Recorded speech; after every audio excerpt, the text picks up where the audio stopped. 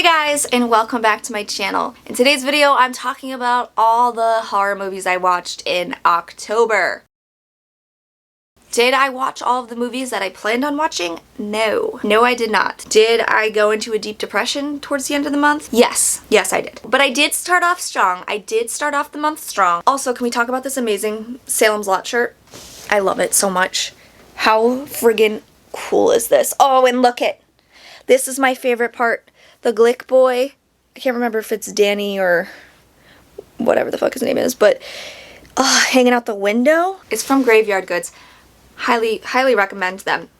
Fantastic. Love this shirt so much. So I started off the month strong with watching a classic, Halloween 1978. So Halloween centers on a group of babysitters who were stalked by a masked man named Michael Myers, who murdered his sister like years before.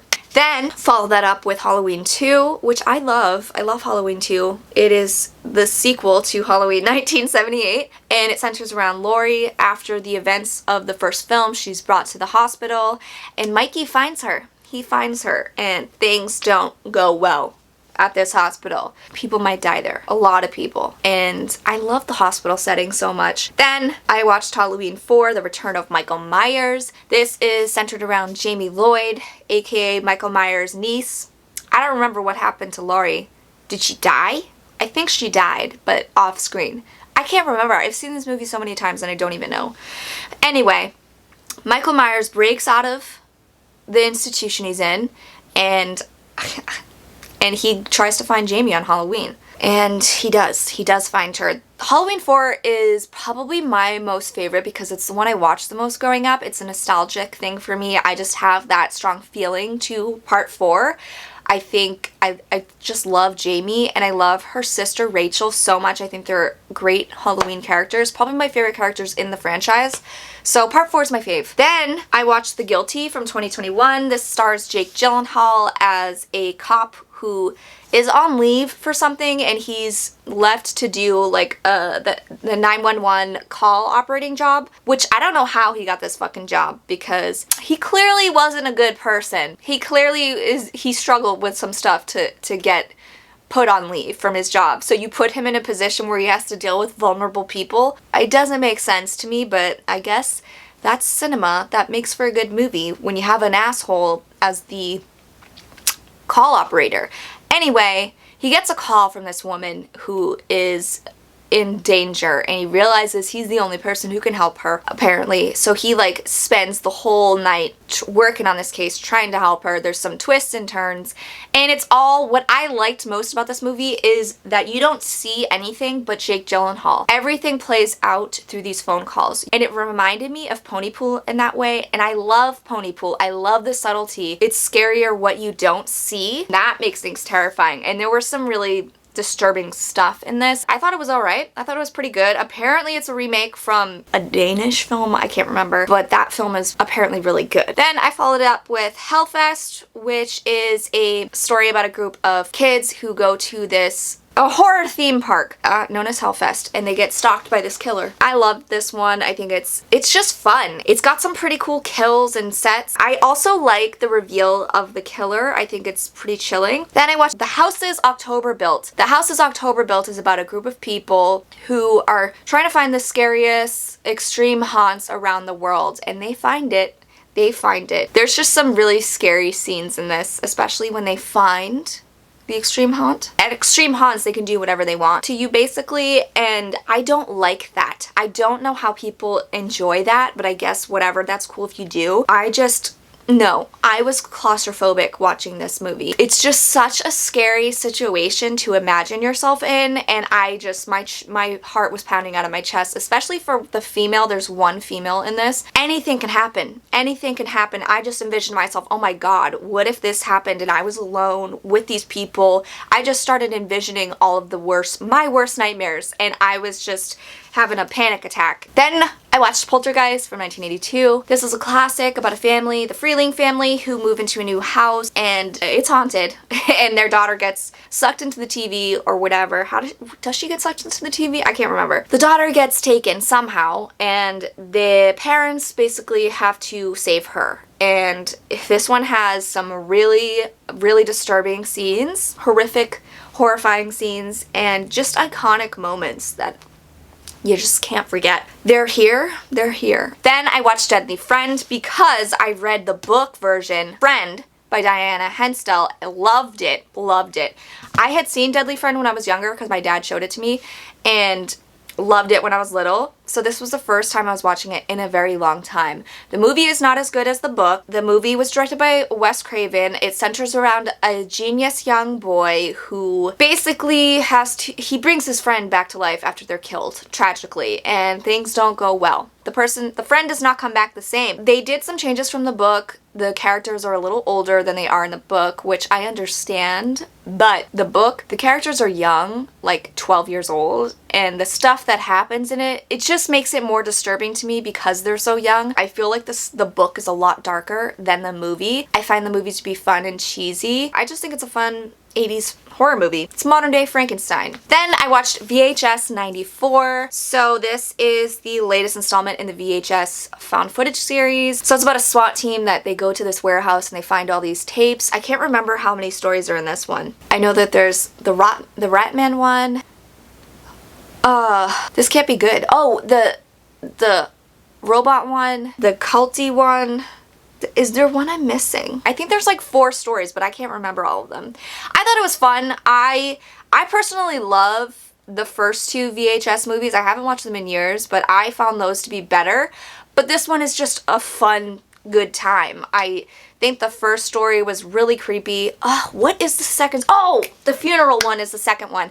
I liked the funeral one because it's just so creepy to be in that setting. It's a woman who's watching over a body before a wake and things start going crazy, and I just like the atmosphere of that one and the environment. It goes a little weird, but I mean, that's what I love about this series, is that they just go off the rails. There's one story about a crazy mad scientist doctor that goes insane, like video game territory, but it was so cool and so entertaining.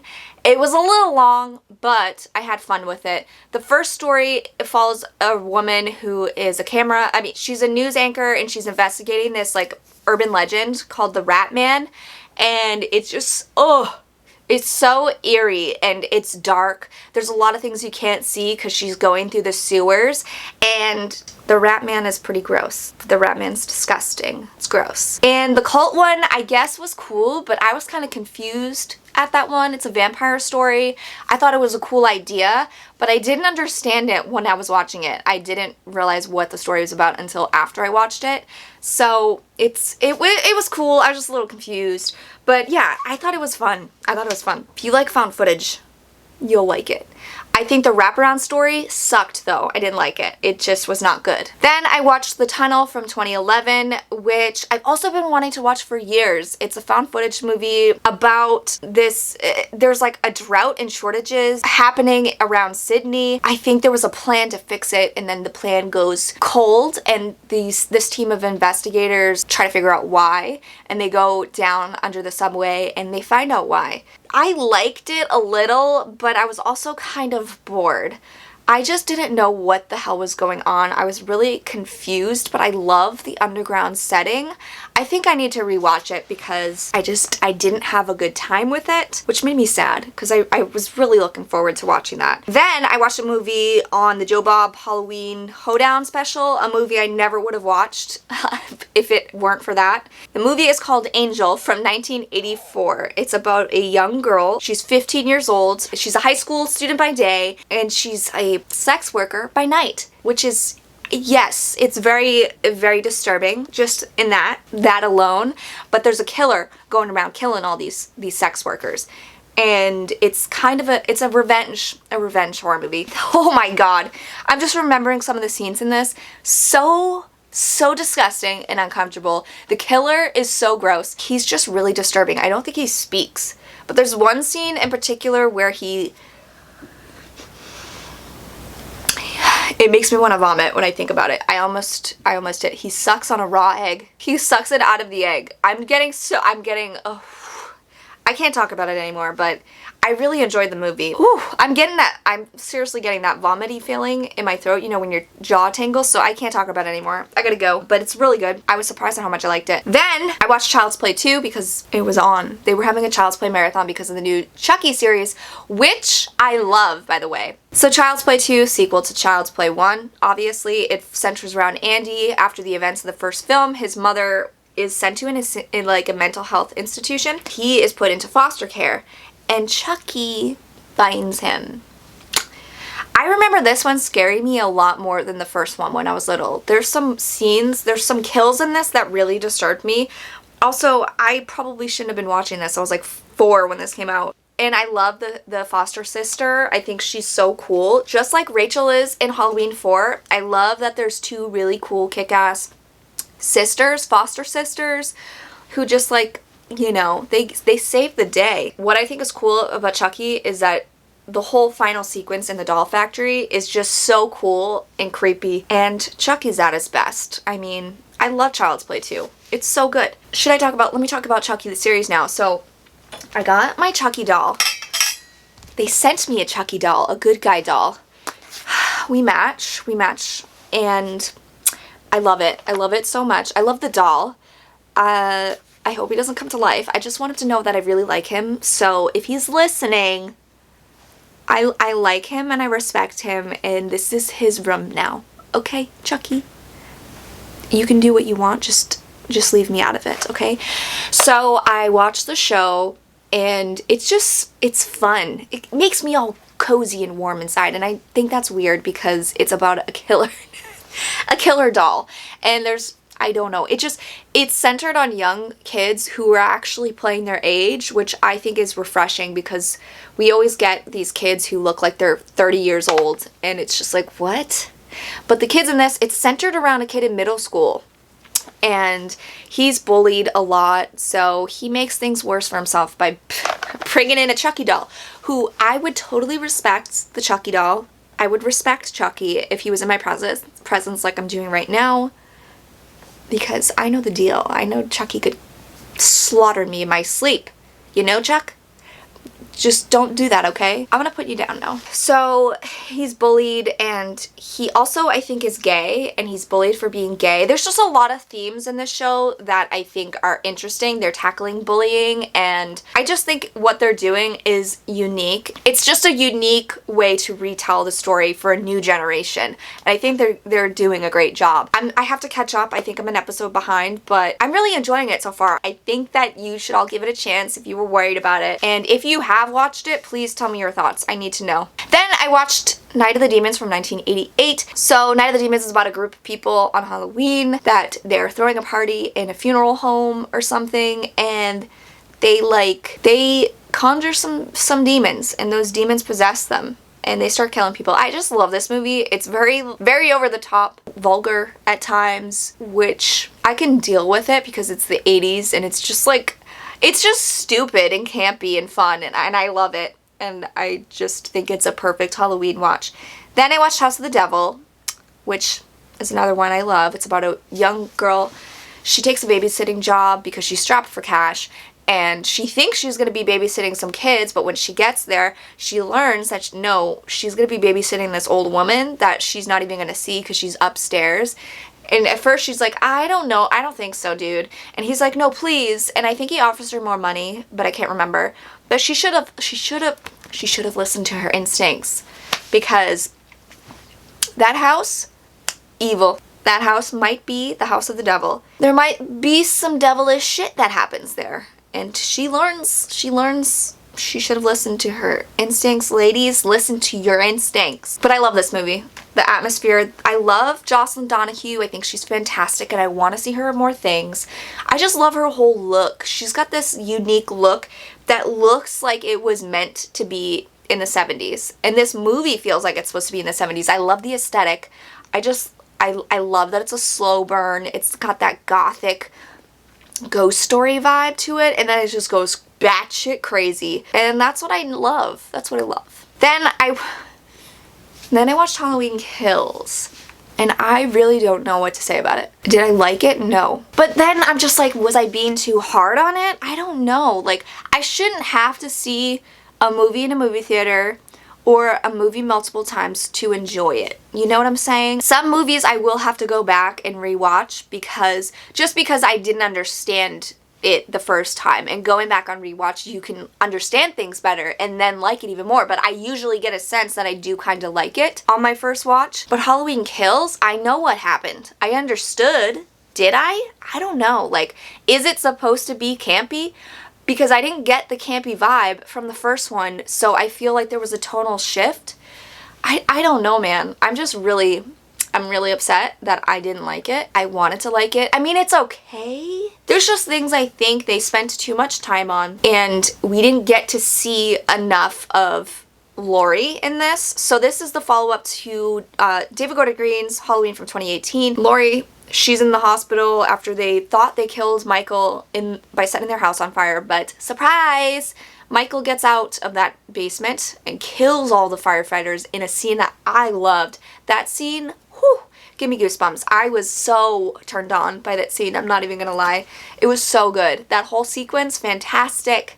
And then it just kind of, it felt very disjointed and all over the place to me. I don't know. I liked what they were, I don't know. I like that we got to meet the other people in Haddonfield, but I would have liked to have seen Laurie team up with them. She's kind of sidelined in this movie for the people of Haddonfield, and I didn't like Michael C. Hall. I didn't feel connected to anything in this, and it felt disjointed. And there's a whole sequence with another patient who escaped with Michael. They spent too much time on that whole scene that I felt like could have been shortened. The whole build up to Michael Myers, the confrontation at his house, I felt like there was none. And why didn't everybody else go to this house? I don't know. I really don't know. I feel like I need to rewatch it, but I don't know. I don't know. I'm just so baffled. I don't even know what to say anymore. If you liked it, please tell me. Please tell me your thoughts. Let me know. Evil dies tonight, though. That's all I remember. Then I watched The Mummy from 1932 for the first time. That's a Universal Monsters movie, and I'll tell you this. I was bored. I don't like The Mummy that much. Then I watched Scream 2 from 1997, mostly for Timothy Olyphant because I love him. So this follows Sydney in college, and she starts getting attacked by Ghostface again. And I thought it was a fun sequel. I found it interesting to watch after hearing Kevin Williamson talk about it on Eli Roth's History of Horror. It's supposed to be a look at PTSD and trauma, and how Sydney is dealing with the trauma of the first film in this, and how that trauma stays with you, and like it's hard for her to trust people. And I thought that was really interesting. I just think that it's kind of a little messy, but I still think it's fun. I like the whole opening in the movie theater and the whole parallel of the movie that's being made about them, that's in their world. I think that's cool, and I love the killers. I love the killers. Then I watched Summer Party Massacre from 2021. This is a remake, and I loved it. So this is a remake of the feminist horror classic, and this one is also feminist. It's written by a woman, directed by a woman, and I think they nailed it. I think they took the story and subverted my expectations. They flipped things on their head, and it was just a very unique retelling. I thought it was hilarious, and it's just, I loved it. I don't want to say too much because I think it's best to go in blindly, but it centers around a group of girls that are staying in a cabin and the driller killer shows up. It's so good. I loved it. Then I watched Suspiria from 1977 for the first time. I know, it took me forever, but I really enjoyed it. I liked it a lot. It's very creepy, unsettling. I love the aesthetic. I just love the music. It's like everything, it's like a lot of people were saying it's an experience, and I get that. I totally got that. Like, you feel everything that's going on, every little thing, and there's some really interesting kills. And there's one moment where a girl falls into a pit of barbed wire. I felt her fall into that barbed wire, but yeah, the music really elevates this, and it's just, there's some haunting stuff. It's beautiful to look at. It's like beautiful but also terrifying. It's like this weird feeling. I felt so many weird emotions while watching it, but I loved it. Then I watched There's Someone Inside Your House, which is based on the Stephanie Perkins novel of the same name. Centers around a group of high schoolers that are being targeted by a masked killer. This one I thought was interesting, but then I liked where it started, but then I didn't like where it went. I didn't enjoy it that much, and I don't have much to say. Then I watched Crimson Peak from 2015, and I loved it. This was my first time watching it. I'd always stayed away from it because I didn't hear good things about it, and I was like, okay, whatever. I don't even think that's my vibe anyway. But lately, I've been in a gothic horror mood, and I put it on. It's on Netflix, and I absolutely loved it. So it centers around a young woman. She's headstrong, and she's determined to be a writer, and just she's very independent. And she's swept away by this mysterious man, played by, what's his name? Loki or whatever, I can't. And they get married, and she moves into his mysterious mansion that's kind of dilapidated, and it sits upon this mountain that's filled with red clay, and it's known as Crimson Peak. And his sister lives there too. She's played by Jessica Chastain, and she's a bitch. She's a bitch. She's a creepy, disturbing bitch. I loved it. I loved it so much. It's just so beautiful. It is gorgeous. I just was sitting there like just in awe because it's just stunning. It's the set design, perfect, beautiful. I felt like I was there, and I just love that this mansion is falling apart, and there's just like snowing it. It just feels cold and uncomfortable, and I just thought they nailed it with that. The costume design, fantastic. I want to live in this world. It made me want to live in this world. I just loved it so much. The story I didn't think was too surprising, but I don't think it was meant to be surprising. I think that Guillermo del Toro wanted to do his own gothic story. It was mostly about the experience than the story, I think. But I also really dug the story. I thought it was good. I liked the actors. The twists, which I basically saw coming, but that was fine. It still made it was disturbing, okay? It was still disturbing to me. Jessica Chastain is excellent in this movie. I love everything about it. I love it. I think this is a new favorite for me. And they have a novelization of it that I want to get now and read. Then I watched The Last Man on Earth from 1964, starring Vincent Price.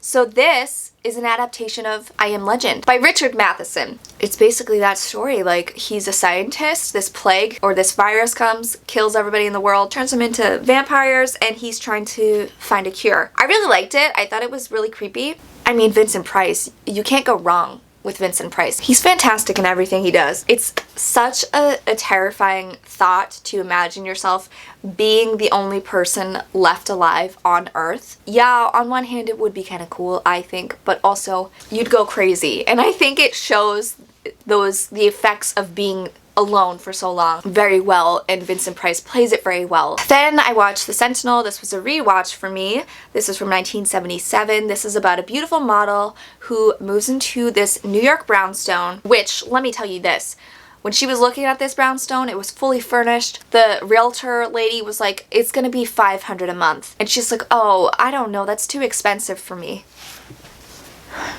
Can you imagine getting a New York City brownstone, fully furnished, multiple rooms, fucking beautiful, for only $500 a month? I was just, oh, that would just be wonderful.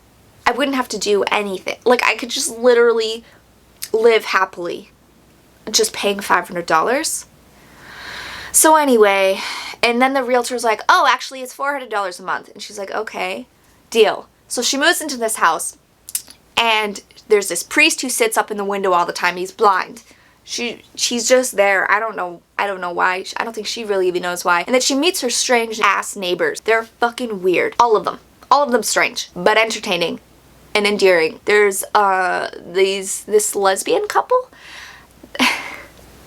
This scene, when I first saw it, I was like, what the fuck is going on? And I still say that because there's a scene where she meets them for the first time, and she's like, what do you do? And they're like, well, we sit here and fondle each other all day. She's like, oh, okay. And I mean, what? That's the life I want to live, really. what better way to spend your days? So yeah, this movie gets crazy. It's a slow burn. I think there's a lot of themes in it that I still don't fully understand. I think there's a lot of stuff dealing with sexual repression and just trauma, childhood trauma, stuff that this woman, she's experienced so much stuff that she takes from her childhood, and I think she attempted to take her life multiple times, and she's just in this vulnerable state, and she learned some things. And did I say this place might be the portal to hell? Because yeah, it might be the portal to hell. Then I watched Rings from 2017. This was a rewatch. When I first watched this movie, I hated it so much, but then when I watched it second time, I didn't hate it that much. It's fine. It's not that good, but it's fine. It's not the worst.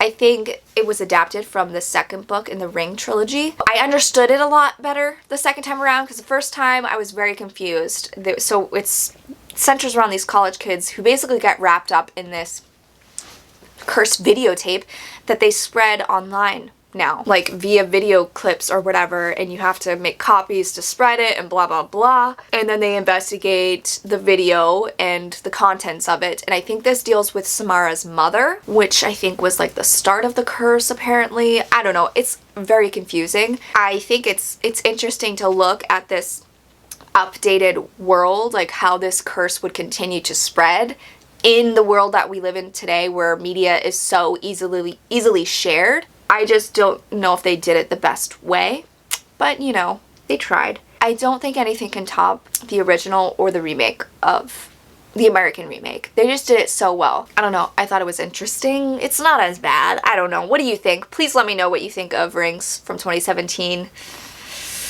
Then I watched The Others from 2001 and I loved it. I haven't seen it in years. This one stars Nicole Kidman as a mother of two children who are photosensitive. They can't really deal with light, and her husband went away to the war and he hasn't returned. She thinks he's dead, and these new people come to work for her, and she slowly begins to suspect that her house is haunted. This, I think, the twist, everybody knows the twist in this, but I think even knowing it, it makes the experience watching even more enjoyable, because you're like, oh, okay, I get it. I don't know, you just understand things better. It makes it more fun to watch. So I don't always think that spoilers can ruin an experience. I don't think they can ruin an experience at all. Like, sometimes knowledge is power. Sometimes going into things, it makes it easier for you to watch and understand. I loved it. I love the atmosphere. I love the setting. It's really sad when you think about it. It's a really sad, depressing movie, and it's really good. Then I topped off the month with Trick or Treat from what year? 2007. Damn! That movie is old now. I'm trying to do math. It's very old. It's a movie I have to watch every Halloween. It is a Halloween anthology that introduced us to Little Sam, the little dude who makes sure you follow the rules of Halloween, and if you don't, you die. You die. So I wanted to watch more this month. I had so many movies on my Halloween watch list that I didn't get to. There just wasn't enough time. But did anybody else feel like the month went by extremely fast? Like, I blinked and I missed it. Now on to Christmas. Let me know what movies you watched last month, if you watched any of the movies I talked about, and let me know what movies you're looking forward to watching in November. And for Christmas, we're getting into the holiday horror movies, which are my faves. Thank you so much for watching. I will catch you next time, guys. Bye.